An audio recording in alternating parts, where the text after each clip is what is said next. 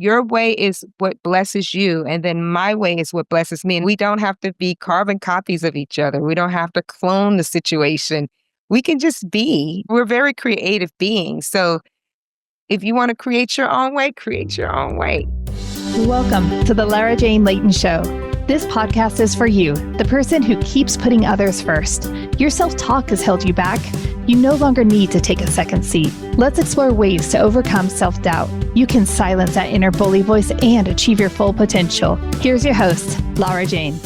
Welcome to the show, friend. My new best friend, Chantel, is here with me, and this is going to be fun. I talk about self-care from the inside out, but Chantel's got an amazing twist on it where it's our soul care.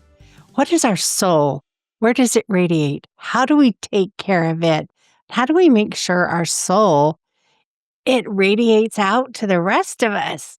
So I'm really looking forward to this. Chantel's notes are not the notes, the information about her is in the show notes. So let's get started. And Chantel, talk to me about soul care and how can it help me find time for me and my crazy life? Thank you, Laura. Well, first of all, I'm so glad to be here with you, hanging out and enjoying this time, this girl time. Laura, when I think about the soul, I think of your inner being, who you are. It's the sum up of who you are, really. And a lot of times, I know for myself personally, I haven't always focused on the area of just taking care of the inner being, my inner self. As you know, we got the mind and we got our hearts, all that stuff and we got our organs, all those areas of our bodies needs so much nourishment and so much care. And so when I think about soul care, I think about it's my inner being. It's how I want to show up. It's how I want to leave a situation that I'm in. It's how I want to be as an individual. And it's so important for me to make sure that I am a great steward of my own soul. The way you framed that, I liked it.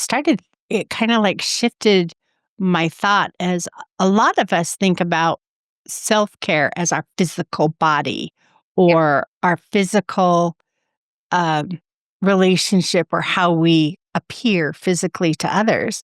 But if you really were to delve into what is my soul, it really isn't even a part of your body.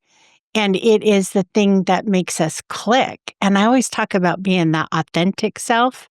And that's how much closer we get to our soul.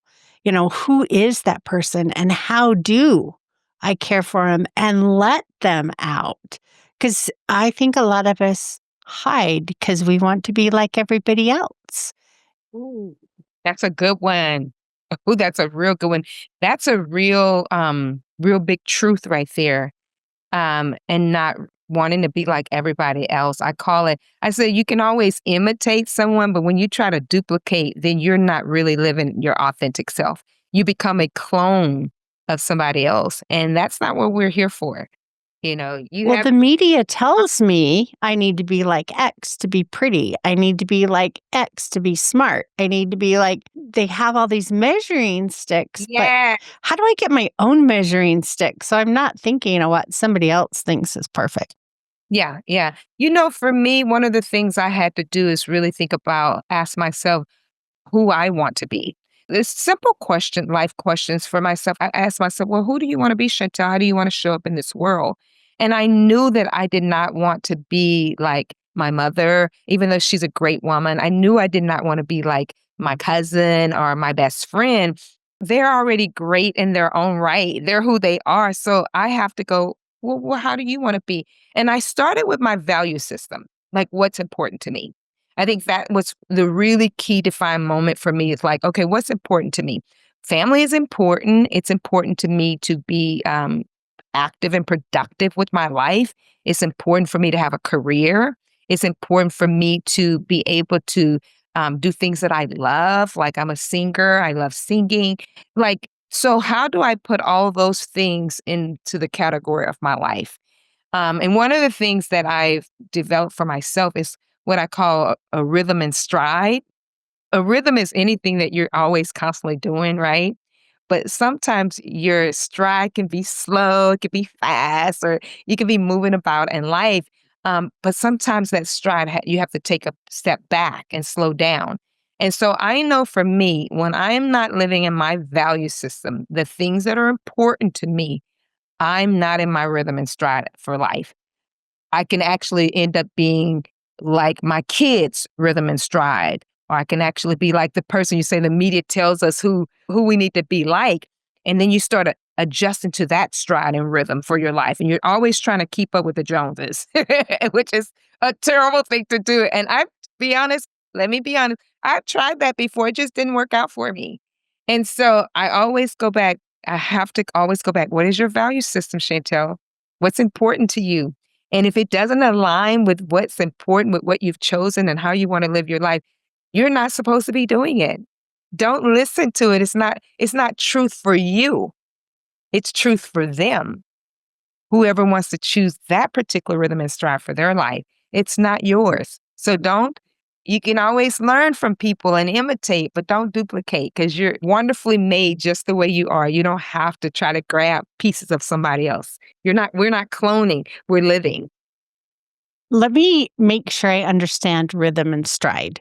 So, rhythm is like what you would hear in a song. Yes. This is my chorus. This is that repeat thing I do every day. Stride would be listening to that music on high speed or slow speed or normal speed.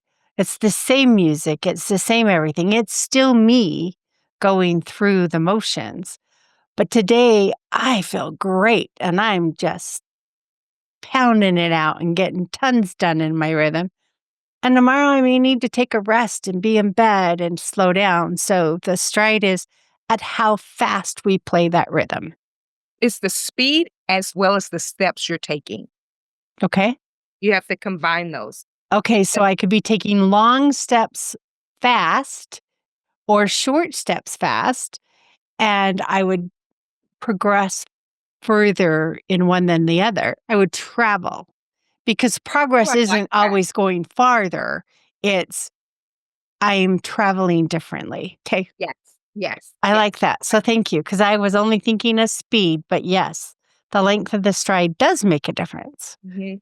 Because if you think about it, sometimes I think a lot of times people kind of measure their life based on how big something is. For example, if someone gets a master's degree, they base their life work and their master's degree. Like I have a master's, right? It's not so much as the biggest accomplishment that you have getting a master's. It's sometimes the small little steps of the work you did to get it, if that makes sense. So Oh, yeah. it's thinking about people put a lot on the actual thing that they accomplish versus they kind of like um, don't really give weight to all those small little steps they took to get there and the work that they did to get there and focusing on like, oh wow, I passed this test and this is a great thing. They're so focused on like, I just got to get this master's completed because I got to get this job that I want. You know what I'm saying? Or I got to just do it. And so a lot of energy is spent in the big step rather than the small steps and just celebrating those small steps.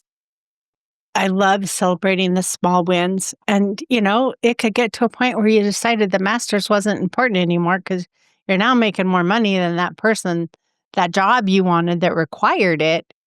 Yes. But you haven't stopped making progress. So many people look at that end goal so much that if they switch, they feel like a failure.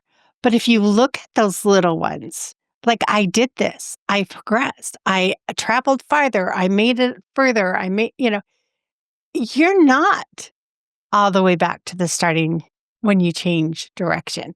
You're now halfway to your next one. And so I love the steps and looking at each individual as an amazing progress. The celebrate, ding, ding, ding, I won again. What is that thing that you do to celebrate? And how does it make you feel? And I'm sure we all have a different way. But how does all of this boil back to that soul care, taking care of our soul? So let's get a quick break, get a word from our sponsor, come back and answer. How does this affect our soul? So we'll be right back. This is Adam Adams, co-founder of Optimized LLC, where we take the guesswork out of your health. If you're feeling exhausted, struggling with weight, or just not feeling yourself anymore, your hormones might be the problem. And that's why we test, not guess, analyzing your blood work to pinpoint exactly what's holding you back. At Optimized LLC, we help you rebalance your hormones, boost energy, and reclaim your life. Don't settle for normal. Aim for optimized. Just go to optimized.com to book your free introductory coaching call. It's a free call to help you take the first step toward feeling your best. All right, Chantel. We now know that we can change where we're going or how fast or how slow we get there through our stride and our rhythm. But understanding that, how does that help me manage or help my soul care? Well, Laura, thank you for asking because if you think about it, our soul care, I mentioned it's our inward being. It's the essence of who we are, right? So when you think about the rhythm and stride, and I talked earlier about my value system. So my soul care, like for example, I'm gonna give you an example. If someone is asking me to do something, I already got a busy schedule, is overloaded. And because I want to support them or maybe I want to people please, I take on an extra thing that I know I'm already busy with and it's going to overload me. So at that point, what's going to happen for me is I'm going to be stressed and I'm going to feel a certain kind of way. And I'm going to have an energy that is not at peace because busyness often creates stress and frustration. So when I talk about soul care, I'm talking about really your essence and your being and making sure that you have the peace within your body that you need. If you're frustrated, you cannot walk in your rhythm and stride.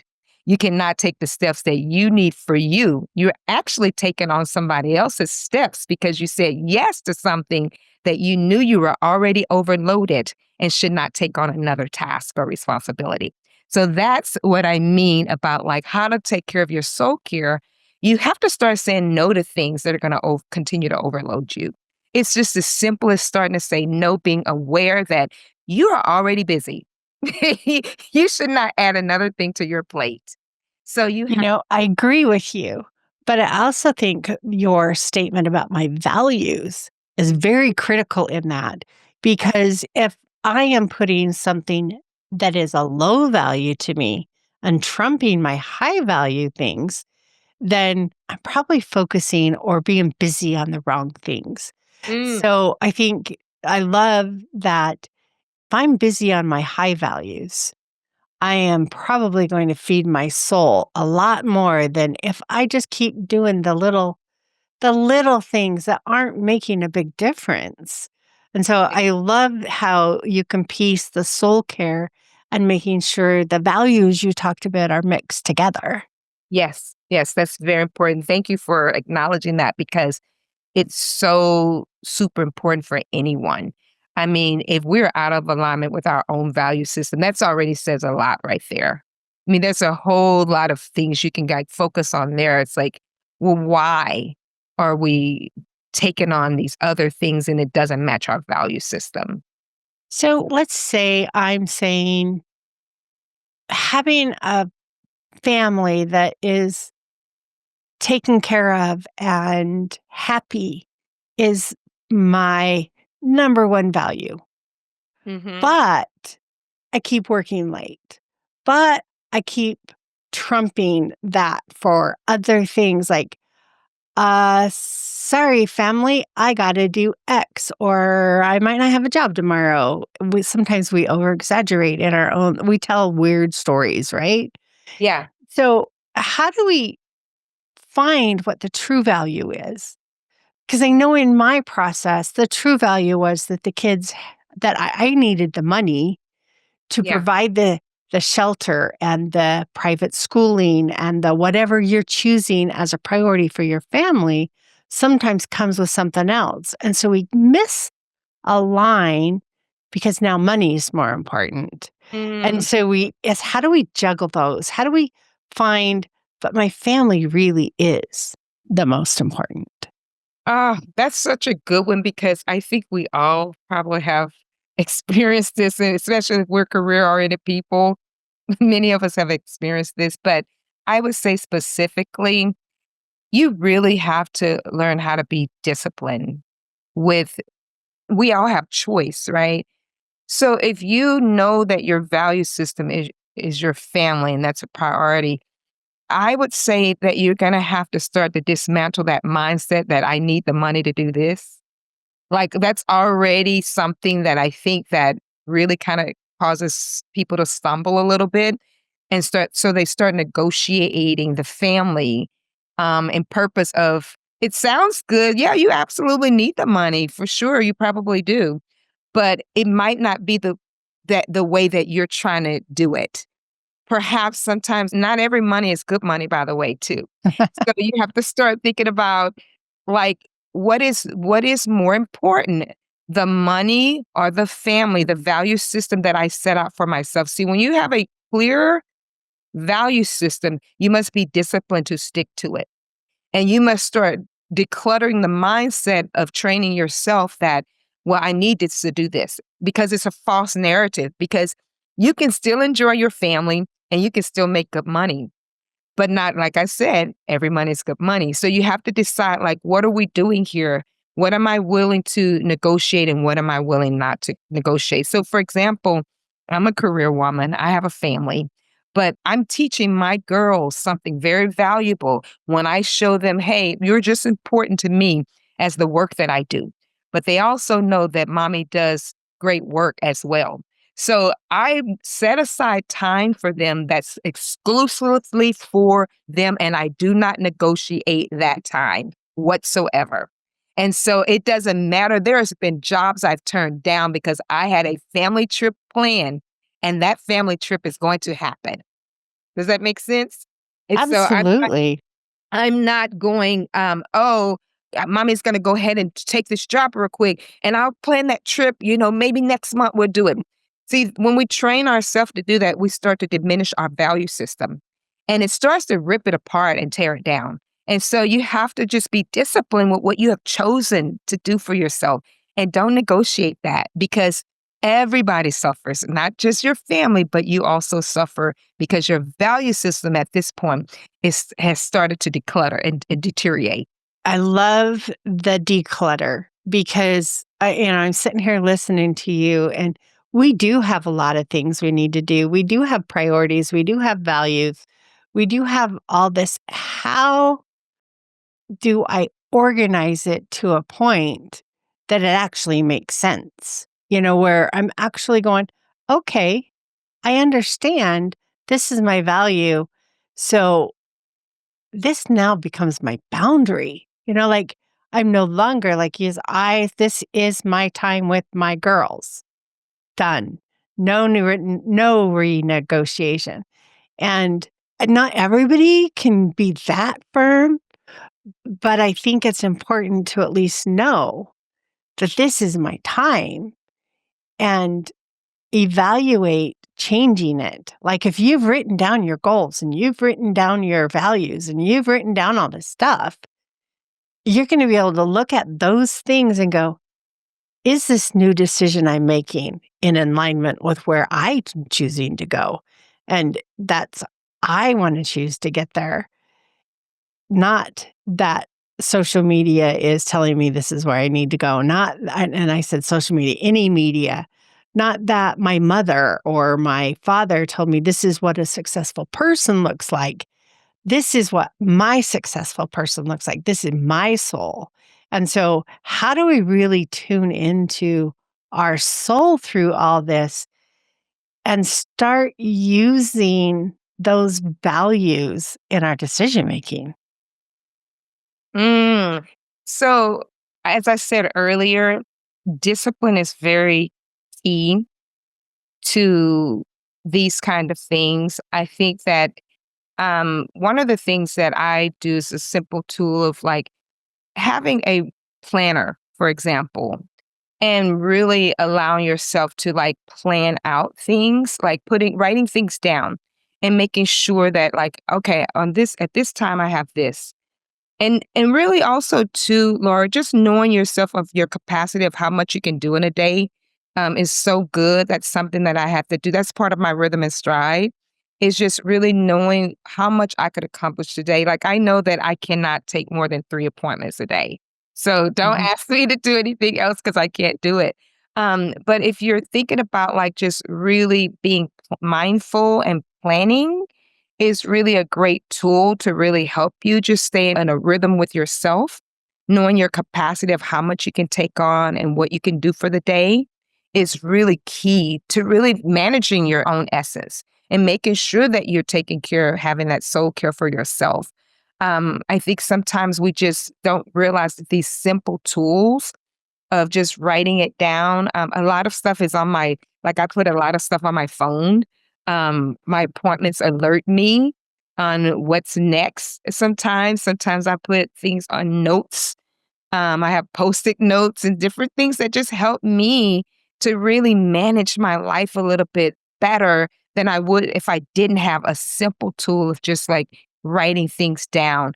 Because anytime you just allow yourself to go and not having some structure, you're pretty much starting to violate your own soul care at that point. So just a simple tool like that. I don't know if that answers your question, but I would say that that's what definitely helps me, just really having simple little tools and little things that really allow me to just navigate to taking care of what I said I would do for myself for that day, like being disciplined with that.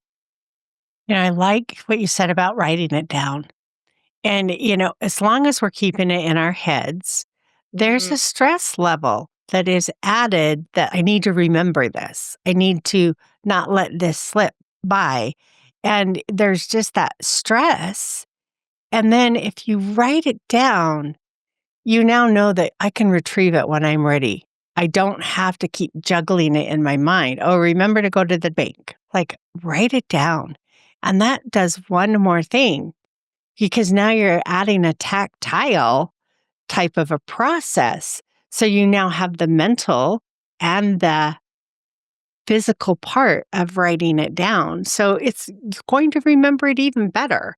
You know, I knew if you want to talk about all the different senses, I knew a person who smelled peppermint oil while they were studying and then did it again in their test to help prompt the memory because you're now doing a scent or the smell scent on top of the others.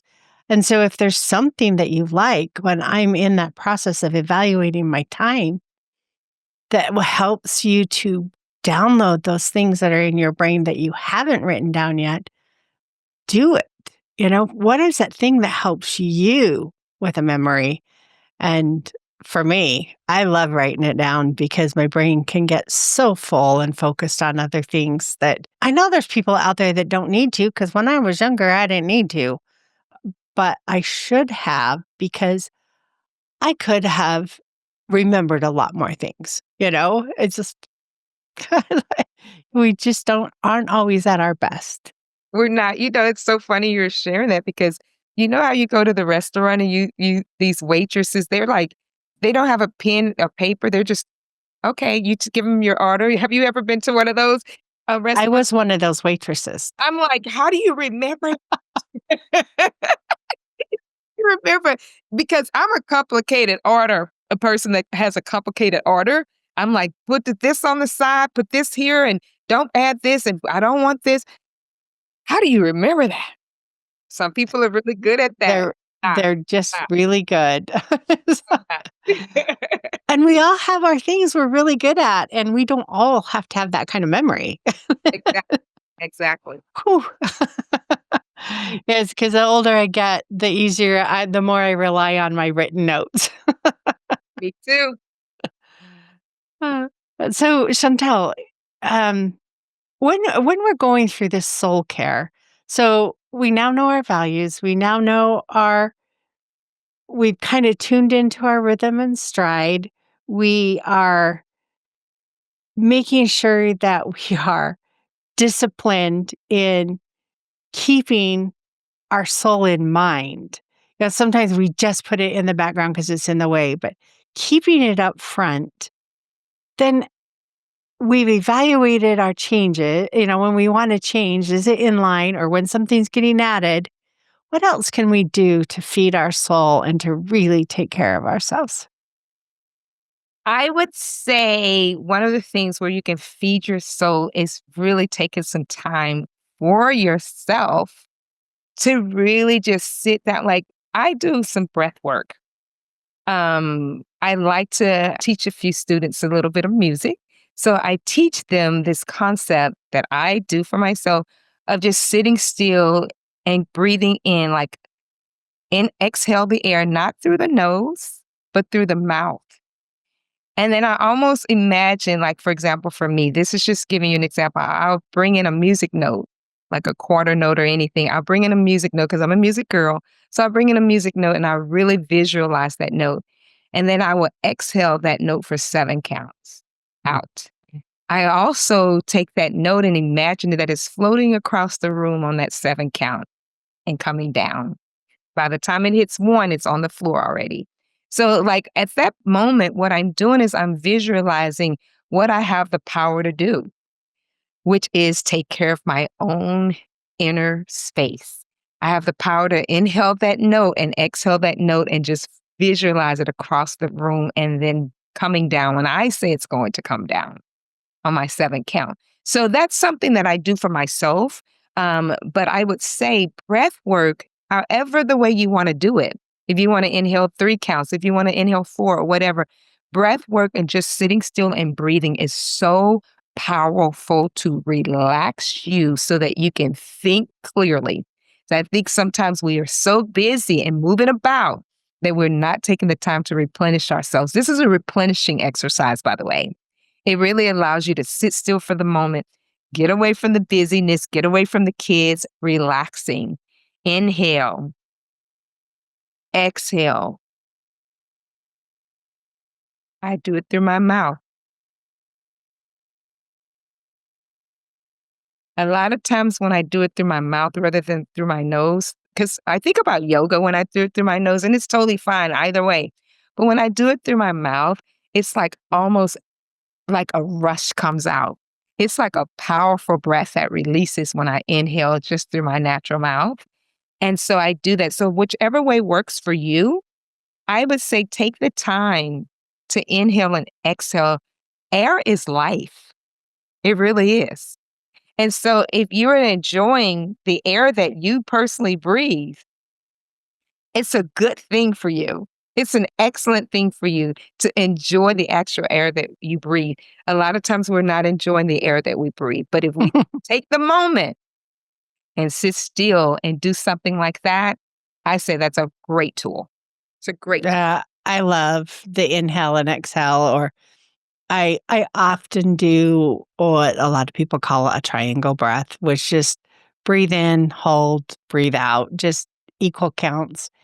And I love how you imagine the musical note. Mhm. I imagine the fresh air coming in, going through my body, and I think every part of my body. And while I'm holding the breath, I'm gathering all the stress and then, or whatever's frustrating me. And then when I exhale, I imagine that leaving. Like, okay, it's gone. New breath, fresh, gather up all the crap, let it out. I love it. I love it. So we all will find our own way of doing it. Yeah, yeah. And you're right.